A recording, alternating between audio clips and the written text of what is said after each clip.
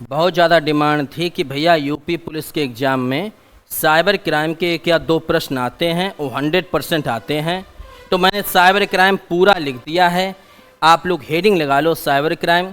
उम्मीद है इतने में से ही आपका काम चल जाएगा। अब सुनते हैं कि साइबर क्राइम की शुरुआत कहाँ से होती है। जब 1990-95 का दौर था तो उस समय ना इतना फ़ोन चलता था, ना इतना नेट चलता था, तो लोग ऑनलाइन धोखाधड़ी कर नहीं पाते थे। फिर धीरे धीरे जब एंड्रॉयड फ़ोन आने लगे, नेट ज़्यादा फास्ट चलने लगा, तो लोग ऑनलाइन धोखाधड़ी करने लगे। तब भारत सरकार ने क्या किया, इसके लिए एक अधिनियम बनाया और इसके लिए सज़ा का प्रावधान किया। अब समझते हैं। भारत सरकार ने सूचना प्रौद्योगिकी अधिनियम, यानी जिसको शॉर्टकट में बोलते हैं आईटी एक्ट, 17 अक्टूबर 2000 को पारित किया। समझ गए भैया, कौन सा? सूचना प्रौद्योगिकी अधिनियम आईटी एक्ट 17 अक्टूबर 2000 को पारित किया और इसी में लिख दिया कि कोई ऑनलाइन धोखाधड़ी करता है, साइबर क्राइम करता है, तो ये अपराध माना जाएगा और इसके तहत व्यक्ति को सज़ा भी होगी। इसी में कुछ धाराएं भी थीं जो आपके एग्ज़ाम के लिए बहुत ज़्यादा महत्वपूर्ण हैं। आईटी एक्ट जो 2000 में पारित हुआ, उसी में एक धारा है बाबू 66F। 66F में ही साइबर क्राइम का वर्णन है। किसका वर्णन है? साइबर क्राइम का वर्णन है। साइबर क्राइम सब लोग जानते हो, ऑनलाइन धोखाधड़ी करना। ठीक, अगला इसी में एक धारा है 69A। 69A की धारा ये कहती है कि किसी भी कंप्यूटर संसाधन के माध्यम से, जैसे मोबाइल है, टैबलेट है या कोई ऐप है, माध्यम से किसी भी सार्वजनिक जानकारी को रोकना जो देश की एकता अखंडता के लिए खतरा हो। 69A में केंद्र सरकार के पास ये अधिकार प्राप्त है। यदि कोई वेबसाइट या कोई विदेशी ऐप जो भारत की एकता अखंडता को नष्ट करता हो, तो भारत सरकार उस वेबसाइट को, उस ऐप को, उस सॉफ्टवेयर को बंद कर सकती है। और इसी धारा का यूज करके भारत सरकार ने अभी कुछ साल पहले कुछ ऐप बंद किए थे, आपको मालूम होगा, क्योंकि वो टोटल ऐप विदेशी थे।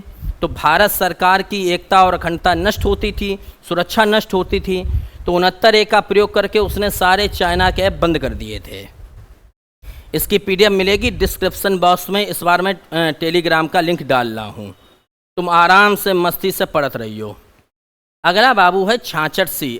आईटी एक्ट में एक धारा बनाएगी 66C, और 66C में लिखा है कि बेईमानी से किसी भी व्यक्ति के इलेक्ट्रॉनिक हस्ताक्षर या पासवर्ड का उपयोग करते हैं तो ये अपराध है। आपने क्या किया, बेईमानी करके उसके नकली हस्ताक्षर बना लिए, ठीक, और नकली हस्ताक्षर बनाकर बैंक से पैसे निकाल लिए, या उसने आपने क्या किया, उसके ATM का पासवर्ड पता कर लिया, उससे पैसे निकाल लिए, तो धारा 66C के तहत ये अपराध है और जेल और जाओगे। कई अखबारों में न्यूज पढ़ते भी होगे तुम कि बैंक का नकली सिग्नेचर बनाकर और पैसे गायब, वही है 66C। अगला 67 और 67A में क्या वर्णन है? आईटी एक्ट की धारा 67 और 67A कहती है कि इलेक्ट्रॉनिक रूप से अश्लील सामग्री प्रकाशित करने पर दंड। अश्लील सामग्री का मतलब है कि कोई पोर्न वीडियो डालता है, कोई अपनी वेबसाइट पर BF डाल देता है, तो ये अश्लील सामग्री कोई व्यक्ति डालता है तो 67 और 67A के तहत ये दंड माना गया है और ऐसे व्यक्ति को सज़ा भी होगी। तमाम लोग हमने देखे हैं कि देखते भी हैं पोर्न। ये पोर्न देखना बंद कर दो, न दौड़ नहीं लगे। हम तुम्हें आज बताए रहे हैं पुलिस की, 2 किलोमीटर बाद गिर पड़े हो मोबाइल। धारा 66 पे आओ। धारा 66 क्या कहती है कि धोखाधड़ी के इरादे से कंप्यूटर सिस्टम को हैक करना। आपने धोखाधड़ी करके किसी कंप्यूटर सिस्टम को हैक कर लिया है तो आईटी एक्ट की धारा 66 के तहत अपराध है और सीधा सीधा हथकड़ी पड़ना तय है धारा 66 में। ठीक, अगला बाबू आ जाओ 66A। 66A अभी हाल में बहुत चर्चा में रही। 66A में लिखा है कि सुप्रीम कोर्ट ने इसे असंवैधानिक करार दिया था और 66A में प्रावधान ये था कि सोशल मीडिया पर उत्तेजक या भावना भड़काने वाली पोस्ट डालना यदि आप सोशल मीडिया पर उत्तेजक या भावना भड़काने वाली पोस्ट डालते हो तो पहले क्या होता था, 66A के तहत वो अपराध था। जैसे कहीं दंगा तुमने करा दिया, तुमने ऐसी पोस्ट डाल दी कि हिंदू इकट्ठे हो जाओ मस्जिद पर हमला कर दो, मुसलमानों पोस्ट डाल दी कि मुसलमानों इकट्ठे हो जाओ मंदिर तोड़ डालो, तो पहले क्या होता था, इसमें सज़ा होती थी। लेकिन भाई सुप्रीम कोर्ट ने इस धारा के तहत मुकदमा दर्ज करने पर मना कर दिया है। धारा 66A, आपत्तिजनक पोस्ट या भड़काऊ पोस्ट डालना। ठीक भाई, अब आगे पढ़ते हैं कि भारत ने वर्तमान में साइबर क्राइम को रोकने के लिए कौन कौन से कदम उठाए। ठीक, भारत का पहला साइबर सुरक्षा केंद्र चंडीगढ़ में खोला गया और इसका उद्घाटन अमित शाह ने किया था, जो आपके गृह मंत्री हैं। समझ गए, भारत का पहला साइबर सुरक्षा केंद्र चंडीगढ़ में खोला गया और इसका उद्घाटन अमित शाह ने किया, क्योंकि अब साइबर अपराध बहुत ज़्यादा हैं। 2023-24 की बात कर रहे हैं हम। दूसरा, ग्लोबल साइबर क्राइम इंडेक्स 2024 की जो रिपोर्ट आई उसमें भारत का स्थान 10वां रहा। ठीक भैया, ये भी याद रखना कि ग्लोबल साइबर क्राइम इंडेक्स 2024 में भारत का स्थान 10वां है। भारत सरकार ने साइबर क्राइम को रोकने के लिए और नई चीज़ें बनाई। राष्ट्रीय साइबर सुरक्षा नीति लेके आई और राष्ट्रीय साइबर सुरक्षा नीति 2013 में भारत सरकार ने जारी की। इस नीति के तहत उसने कई और नए नियम जोड़े। अब तो साइबर क्राइम करना भैया बहुत ज़्यादा कठिन हो गया है, कठिन साथ साथ सज़ा भी बहुत तगड़ी है। अगला, अगर आपके साथ कोई साइबर फ्रॉड होता है तो केंद्र सरकार ने, भारत सरकार ने एक आपके लिए टोल फ्री नंबर भी लॉन्च किया है जिसका है 1930। कोई भी साइबर क्राइम आपके साथ होता है, ऑनलाइन धोखाधड़ी होती है, तो आप 1930 पर कॉल करके बता सकते हो, व्यक्ति पकड़ जाएगा। साथ में भारत सरकार ने 2024 में ही एक पोर्टल लॉन्च किया और जिस पोर्टल का नाम है चक्षु पोर्टल। चक्षु माने होता है नेत्र। चक्षु पोर्टल भारत सरकार ने लॉन्च किया और इसके द्वारा ऑनलाइन धोखाधड़ी से बच सकते हैं। इम्पोर्टेंट क्वेश्चन है कि 2024 में ऑनलाइन धोखाधड़ी से बचने के लिए भारत सरकार ने कौन सा पोर्टल लॉन्च किया, तो चक्षु पोर्टल। अगला, भारत सरकार ने 2024 में एक और पोर्टल लॉन्च किया जिसका नाम है संचार साथी पोर्टल। संचार साथी पोर्टल के तहत क्या होगा, जो खो जाते हैं फ़ोन आपके, जो फ़ोन चोरी हो जाते हैं, आप इस पोर्टल के माध्यम से उनको ब्लॉक कर सकते हैं ताकि उन फ़ोनों का कोई गलत प्रयोग ना कर सके। संचार सारथी पोर्टल मिले पीडे मिले, वो डिस्क्रिप्शन बॉक्स में लिंक डाल ले, काहे दम दे हो यार। अगला, भारत सरकार ने 2024 में ही एक पोर्टल और लॉन्च किया, एक प्लेटफॉर्म और लॉन्च किया जिसका नाम रखा digital intelligence platform. Digital intelligence platform DIP। ये पोर्टल भी, ये प्लेटफॉर्म भी साइबर क्राइम को, साइबर अपराध को रोकता है। तो यहाँ पर बाबू हो गए 3। एक चक्षु पोर्टल लॉन्च किया, संचार साथी पोर्टल लॉन्च किया और डिजिटल इंटेलिजेंस प्लेटफॉर्म DIP भी लॉन्च किया है भारत सरकार ने, ताकि कोई तुम्हारे चूना ना लगाए पाए। अगला, ऑपरेशन मेघ चक्र 2, जो CBI अपनी है जांच एजेंसी, इसने साइबर अपराध को रोकने के लिए एक अभियान भी चलाया और इस अभियान का नाम रखा मेरे बाबू ऑपरेशन मेघ चक्र 2। तो आपसे पूछा जाएगा कि CBI ने साइबर क्राइम को रोकने के लिए कौन सा अभियान चलाया, तो ऑपरेशन मेघ चक्र 2। मिले PDF मिले यार, काय जान रहे हो, वो डिस्क्रिप्शन में लिख तो रहे टेलीग्राम की लिंक, पढ़न नहीं दियो। अगला, साइबर दोस्त ट्विटर अकाउंट। भारत सरकार ने साइबर क्राइम को रोकने के लिए एक ट्विटर अकाउंट भी बनाया है जिसका नाम रखा है साइबर दोस्त। और नीचे मैंने लिखा है कि गृह मंत्रालय ने साइबर अपराधों के प्रति लोगों को जागरूक करने के लिए कौन सा ट्विटर अकाउंट बनाया है 2024 में, तो याद रखना साइबर दोस्त के नाम से एक ट्विटर अकाउंट भी भारत सरकार ने बनाया है। अगला आ जाओ, अगला यहाँ से आ जाओ बाबू, कि राष्ट्रीय साइबर अपराध समन्वय केंद्र। राष्ट्रीय साइबर अपराध समन्वय केंद्र कहाँ पर है? तो इसका आंसर दिल्ली होगा। भैया राष्ट्र का तो दिल्ली में बनेगा, तो राष्ट्रीय साइबर समन्वय केंद्र कहाँ पर है? तो दिल्ली में है। अगला, भारत का प्रथम साइबर पुलिस स्टेशन कहाँ खोला गया? तो भारत का पहला साइबर पुलिस स्टेशन बंगलौर में खोला गया। ठीक, समझ रहे हो, धीमे धीमे पढ़ा रहे हैं। अगला, यूपी में क्या था कि पहले 57 जिलों में साइबर थाने खोलने की प्लान थी, लेकिन योगी आदित्यनाथ ने कह दिया है कि यूपी के अब सभी जिलों में साइबर थाना खोला जाएगा। वह राज्य जहां सभी जिलों में साइबर थाना खोला जाएगा तो वो राज्य अपना उत्तर प्रदेश है, इस बात को याद रखना।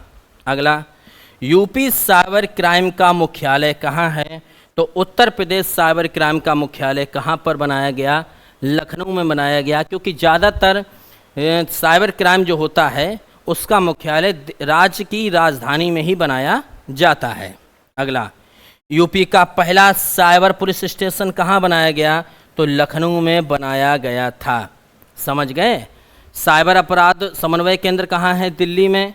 प्रथम साइबर पुलिस स्टेशन बंगलौर में। यूपी ऐसा राज्य है कि अब तो यहाँ 75 जिलों में साइबर पुलिस स्टेशन खुलेंगे। यूपी साइबर क्राइम का मुख्यालय लखनऊ में। यूपी का पहला साइबर पुलिस स्टेशन लखनऊ में।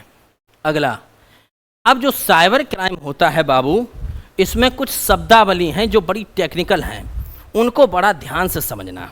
अब मैं समझाता हूँ, ठीक? यहाँ बहुत ध्यान समझने की बात है। पहला शब्द है विशिंग। ये आ चुका है, यूपी पुलिस में आ चुका है। विशिंग, काल के माध्यम से कोई आपके साथ साइबर ठगी करता है तो इस साइबर ठगी को विशिंग कहा जाता है। क्या कहा जाता है? विशिंग। इस साइबर शब्दावली हैं, ये पूछी जाती हैं कि कॉल के माध्यम से आपने किसी व्यक्ति तुमको कॉल करो कि भैया तुम्हारी 1 करोड़ की लॉटरी लग गई है और जल्दी अपना एटीएम को पासवर्ड बताइयो, और तुमने बताए दो और पता चली थोड़ी देर बाद लग गो चूना। तो वो इस तरीका से अगर फ्रॉड हो गया तो भैया वो फ्रॉड का कहले? विशिंग कहले, विशिंग। ठीक। और ईमेल के माध्यम से लालच देकर एसएमएस के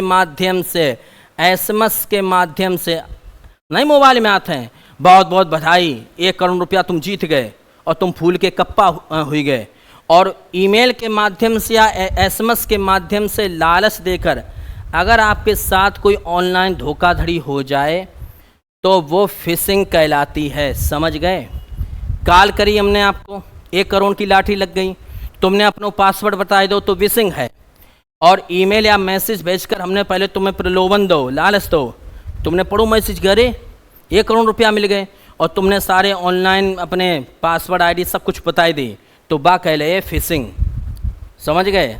अगला शब्द सुनिए, साइबर बुलिंग। पहले परिभाषा पढ़ लो।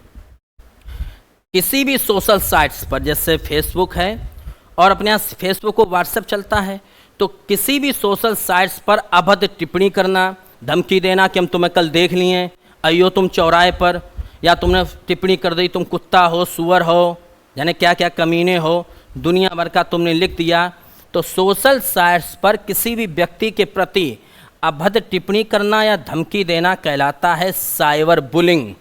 समझ गए? साइबर बुलिंग कहलाए। अगला, हैकिंग तो सब लोग जानते हो। एक शब्द है हैकिंग। आपके कंप्यूटर से निजी जानकारी चुरा लेना हैकिंग कहलाता है। आपके मोबाइल से निजी जानकारी चुरा लेना हैकिंग कहलाता है। टैबलेट से निजी जानकारी चुरा लेना हैकिंग कहलाता है। भैया यहाँ पर हैकिंग में 2 प्रकार के हैकर होते हैं। एक होता है ब्लैक हैट हैकर, एक होता है वाइट हैकर। सीधा सीधा याद रखो, देसी भाषा में घर की। ब्लैक हैकर और वाइट हैकर। ब्लैक हैकर क्या होता है? पैसा कमाने के लिए गैर कानूनी अगर कोई काम करता है तो ब्लैक हैकर।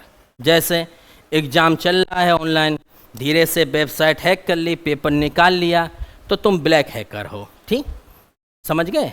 या बैंक की वेबसाइट को हैक करके चूना लगा दिया, ब्लैक हैकर। वाइट हैकर आ जाओ, सरकार, पुलिस या किसी कोई रजिस्टर्ड कंपनी है, उसके लिए अगर आप काम करते हैं, कानूनी ढंग से काम करते हैं, तो वाइट हैकर हैं। क्योंकि हर कंपनी, हर सरकार और हर पुलिस विभाग क्या करता है, अपने पास हैकर नियुक्त करता है ताकि हमारी वेबसाइट हैक ना हो जाए, हमारी वेबसाइट से कोई गलत काम ना हो जाए, और उसके लिए तुमको रखा गया है नौकरी पर, तो तुम भैया वाइट हैकर कर रहे हो, सफ़ेद हैकर, और गलत काम कर रहे हो तो तुम कर रहे हो काला हैकर। ठीक, एक शब्द और आता है स्पूपिंग। स्पूपिंग हम तो बोल भी नहीं पा रहे, स्पूफिंग, हाँ अब बोल दिया, ठीक है। स्पूफिंग समझो, कोई फर्जी व्यक्ति बनकर डाटा चोरी करना क्या कहलाता है? स्पूफिंग कहलाता है। कोई फर्जी व्यक्ति बनकर कैसे? कि हमें मान लीजिए तुम्हारा मोबाइल नंबर मालूम है, ध्यान सुनियो, और हमें तुम्हारा मोबाइल नंबर मालूम, हमने तुम्हें, और तुम्हारे दोस्त का नाम मालूम, तुम्हारे दोस्त का नाम मोहित है और तुम्हारा नाम राहुल है। हमने फ़ोन किया, हमने भैया राहुल हम मोहित बोल रहे हैं और हम बहुत ज़्यादा परेशान हैं और हम मरे जा रहे हैं, हमें 5,000 रुपया उधार दे दो, या ऐसा करो मेरे पेटीएम पे 5,000 रुपया डाल दो। तुमने क्या किया? 5,000 रुपया डाल दे। तो इस प्रकार की हमने तुम्हारे साथ धोखाधड़ी करी, यानी लिखा किसी का दोस्त बनकर ऑनलाइन धोखाधड़ी करते हो तो इसको बोलते हैं स्पूफिंग। ठीक, कोई फर्जी व्यक्ति बनकर डाटा चोरी करना। मेरी बात पड़ गई? तुमने हमें फ़ोन करो, ये गुरुजी हम आपके छात्र बोल रहे हैं, और छात्र नहीं तुम हो आतंकवादी, और तुमने गुरुजी बहुत परेशान है, एक्सीडेंट हुई गो, टांगें फूट चुकी हैं, 2,000 रुपया डाल दो। हमने डाल दे, पता चली तुम छात्र हो ही नहीं, तुम तो पक्के आतंकवादी हो। तो इसको बोलते हैं स्पूफिंग। अगला बाबू आ जाओ, स्पैम ईमेल। स्पैम ईमेल का मतलब होता है अवांछित संदेश भेजना। तुमने देखे हुए अक्सर तुम्हारे मोबाइल के फालतू के एसएमएस आते रहते हैं, फालतू की ईमेल आते हैं, फ्लिपकार्ट के आ रहे हैं, अमेजोन के आ रहे हैं, जबकि अमेजोन फ्लिपकार्ट तुम्हें भेज भी नहीं रही है। तो इस प्रकार के जो फर्जी या अवांछित संदेश तुम्हारे पास आते हैं इसको बोलते हैं स्पैम ईमेल। समझ गए? स्पैम माने होता ही है गलत। ठीक, अगला शब्द है बाबू साइबर स्टॉकिंग। हम साइबर स्टॉकिंग को समझते हैं, किसी व्यक्ति पर नज़र रखना, उसकी व्यक्तिगत सूचना प्राप्त करके उसका शोषण करना। ये ध्यान रखना, ये बहुत होता है। ये क्या है पहले इसको समझें। साइबर स्टॉकिंग, कोई लड़की है, तुम लगातार उस पर नज़र रख रहे, वो कहाँ बात कर रही, किससे बात कर रही, किससे मिल रही, तुमने उसका वीडियो बना लिया, या तुमने उसके मोबाइल की कोई जानकारी प्राप्त कर ली। अब तुम उसको फ़ोन करके धमकी दे रहे 5,000 रुपया दो, ना तुम्हारे पिताजी को हम बताए दिए, बेचारी परेशान है। तो इस प्रकार से किसी का शोषण करना, किसी व्यक्ति पर लगातार नज़र रखना, और नज़र रखने के बाद उसका डाटा चोरी करना, उसकी पर्सनल प्राइवेसी चीज़ें चोरी करना, व्यक्तिगत सूचना प्राप्त कर ली, फिर उसे धमकाना और पैसे कमाना, साइबर स्टॉकिंग कहलाता है। जो करियो ना किसी लड़की के साथ, बहुत गलत काम है भैया। नौकरी मिले ना मिले अलग बात है, जिंदा दिली बनी रहे ज़िंदगी में। अगला सॉफ्टवेयर पायरेसी। इस शब्द को समझते हैं क्या है। सॉफ्टवेयर पायरेसी कॉपीराइट सॉफ्टवेयर को बिना अनुमति के डाउनलोड करना। सॉफ्टवेयर पायरेसी उसको बोलते हैं कि कॉपीराइट सॉफ्टवेयर को बिना अनुमति के डाउनलोड करना। अब भारत में बहुत हो रहा है, असली सॉफ्टवेयर मिलते नहीं हैं, तो हमने क्या किया, किसी कंपनी ने उसी का हूबहू सॉफ्टवेयर बना दिया, हमने उसको डाउनलोड कर लिया, उसको कॉपी कर लिया। तो इस प्रकार की बिना अनुमति के, जबकि उस कंपनी को मालूम ही नहीं कि हमारी कंपनी हमारा सॉफ्टवेयर कोई और बना के बेच रहा है, तो इस प्रकार का सॉफ्टवेयर कहलाता है सॉफ्टवेयर पायरेसी। बात समझ गए? जैसे कोई साबुन है, मान लो लक्स साबुन है, और लक्स कंपनी को मालूम ही नहीं कि हमारा साबुन कोई और बना के बेच रहा है और उससे दाम कमा रहा है, तो इसी को बोलते हैं सॉफ्टवेयर पायरेसी। कॉपीराइट सॉफ्टवेयर को बिना कंपनी की अनुमति से, जिसने बनाया है उसकी अनुमति से, उसको हम लोग डाउनलोड करके अपना काम चला रहे हैं, तो सॉफ्टवेयर पायरेसी कहलाता है। ठीक, यानी कॉपीराइट कहलाता है। अगला शब्द है डाटा डिडलिंग। डाटा डिडलिंग का मतलब होता है किसी पर्सनल डाटा को बिना अनुमति के बदल देना। मतलब डाटा डिडलिंग को मतलब समझे, किसी के पर्सनल डाटा को बिना अनुमति के बदल देना। हमने मान लो कोई पेन ड्राइव लेके आए, ठीक, पेन ड्राइव, और बामें लिखो है साइबर क्राइम टॉपिक, और हमने जैसी, और तुमने क्या करो, मेरी पेन ड्राइव चुराई ली, और चुराने के बाद जामे लगाई दी पेन ड्राइव, पता चली जामे बीएफ चलन लगी, हम भड़बड़ाई गए, हमने चौका हो। तो इस प्रकार का कहलाता है डाटा डिडलिंग, किसी के पर्सनल डाटा को बिना अनुमति के बदल दिया। तुमने मेरा पूरा डाटा ही बदल दिया, हमने तुम्हें फ़ोन दो कि भैया ने मेरा फ़ोन ठीक कर दो, और फ़ोन ठीक करने के बजाय तुमने मेरा पूरा डाटा ही बदल दो, और डाटा बदलने में अपना डाटा उसमें पेल दिया, तो डाटा डिडलिंग कहलाएगा। बिना अनुमति के डाटा बदलना, डाटा डिडलिंग। लॉजिक बम, अगला लॉजिक बम समझते हैं। आपके सॉफ्टवेयर सिस्टम में जानबूझकर डाला गया कोड जो आपकी फाइल्स डाटा को डिलीट करता है। ठीक, जैसे आपके फ़ोन में कोई कोड आया और फ़ोन का डाटा डिलीट। लॉजिक बम का मतलब होता है कि आपके फ़ोन में कोई कोड आया, ठीक, और आपने जैसे ही वो कोड डाला, पता चली आपको फ़ोन हैंग, काम ही नहीं कर रहा है, पता चली आधो डाटा गायब हुई गो, अब फ़ोन पटक रहे कटपट और फ़ोन उठ नहीं रहा है। तो इस प्रकार का कोई अगर हरकत करता है और तब तक पता चली जब तक फ़ोन ऑन हुआ मेरा सारा डाटा उसके पास चला गया, किसी सेकंड व्यक्ति के पास, तो ये कहलाता है लॉजिक बम। लॉजिक तरीके से बम फेंक दिया। ठीक, आपके सॉफ्टवेयर सिस्टम में जानबूझकर डाला गया कोड जो आपकी फाइल्स डाटा को डिलीट कर रहा है, और आपके फ़ोन में कोई कोड आया और सारा डाटा डिलीट हो गया और तुम बिल्कुल खल्लास बैठे हो। अक्सर ऐसा हो जाता है, कोई ईमेल वेबसाइट आई, हमने डाटा डालो, पता चली फ़ोन पूरा रिसेट, मरे धरे हम लोग। डाटा बम, लॉजिक बम। लॉजिक बम समझ गए? लॉजिक बम ऐसे समझ लो सीधो कि हमारे पास कोई ईमेल एसएमएस आया, कोई लिंक आई, हमने वहाँ पे ओके करो, पासवर्ड डालो, हमारा डाटा गायब हो गो, हमारे फ़ोन में बम फट गो। अगला ईमेल बॉम्बिंग। इंटरनेट का गलत उपयोग करके एक विशिष्ट ईमेल पर भारी मात्रा में ईमेल भेजना। ईमेल बॉम्बिंग का मतलब है ईमेल पर बम फेंकना।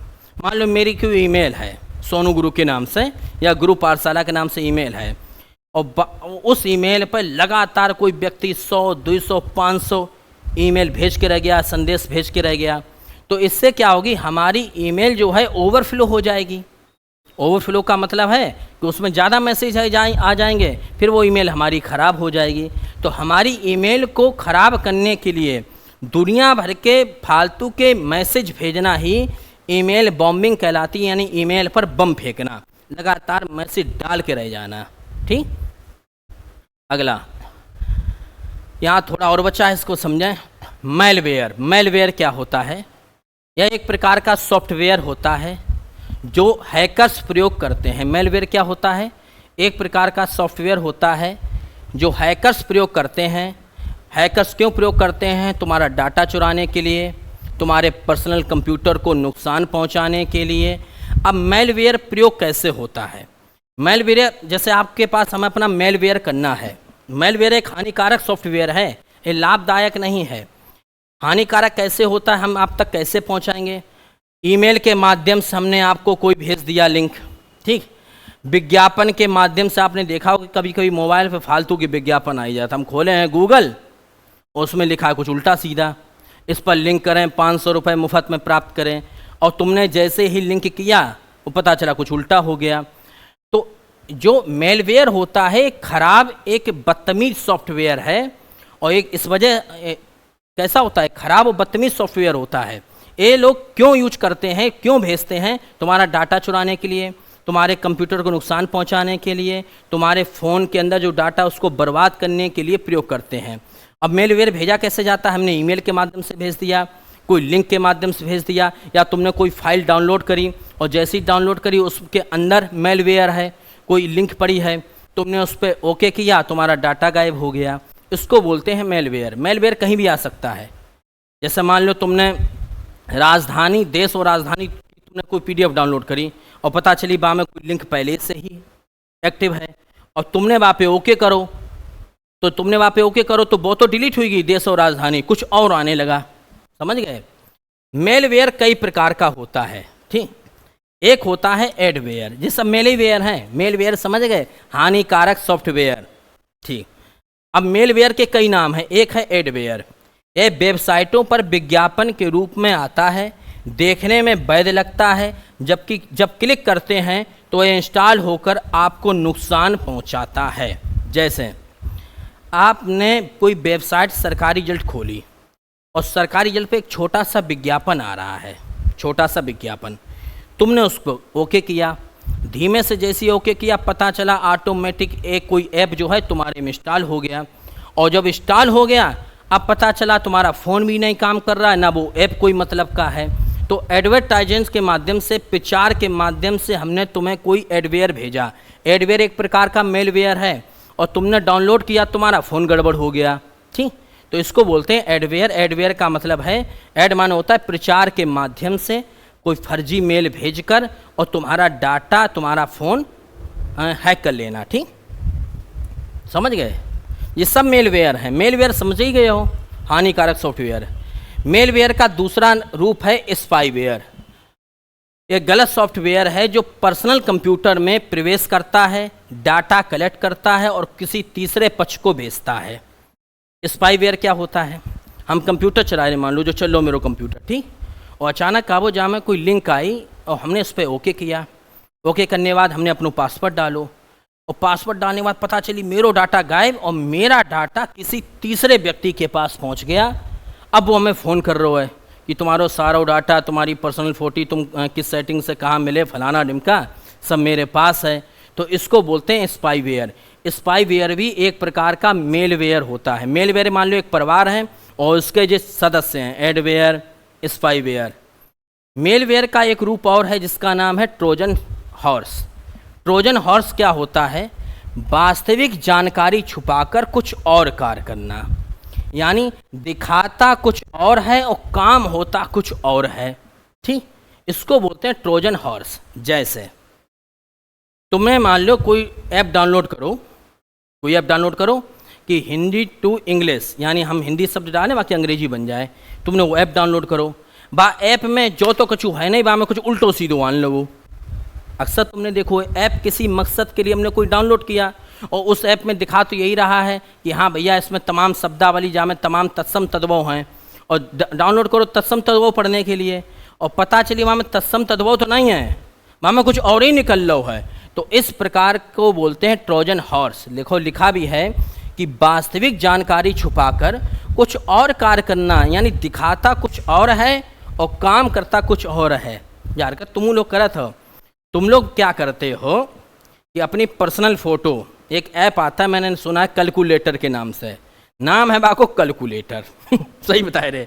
अब बा में क्या करत हो कि लगे तो देखने में कैलकुलेटर, हम देखें तो कैलकुलेटर है और बा के अंदर तुम्हारी पर्सनल फ़ोटो सेव हैं। तो इस प्रकार का जो ऐप है वो है ट्रोजन हॉर्स, कि सामने चेहरा कुछ और है और पीछे चल रही है छुरी। ठीक, अगला वेब जैकिंग। वेब जैकिंग बाबू बोलते हैं किसी संस्था की वेबसाइट को हैक करना और उसी के समान कोई नकली वेबसाइट बना लेना वेब जैकिंग कहलाता है। जैसे मान लो हमने भारत सरकार की कोई वेबसाइट है उसको हैक कर लो और वहाँ में बढ़िया अपनी फ़ोटो वोटो लगाए दी। ऐसे समझ लो कि सरकारी जल की वेबसाइट है, भाई हमने हैक कर लो, वहाँ पे अपनी फ़ोटो लगाई दी और वहाँ पे हम अपना फार्म भरवा रहे और रुपया लूट रहे हैं, तो वो कहलाता है वेब जैकिंग। किसी संस्था के वेबसाइट को हैक करना और उसी के समान नकली वेबसाइट बनाना। साथियों, पूरी कोशिश की आपको समझ में आए और ईश्वर से दुआ भी करता हूँ इन्हीं में से कुछ फंसी आए। वीडियो शेयर कर दियो भैया। अब गए हम थक, मिलते हैं कल।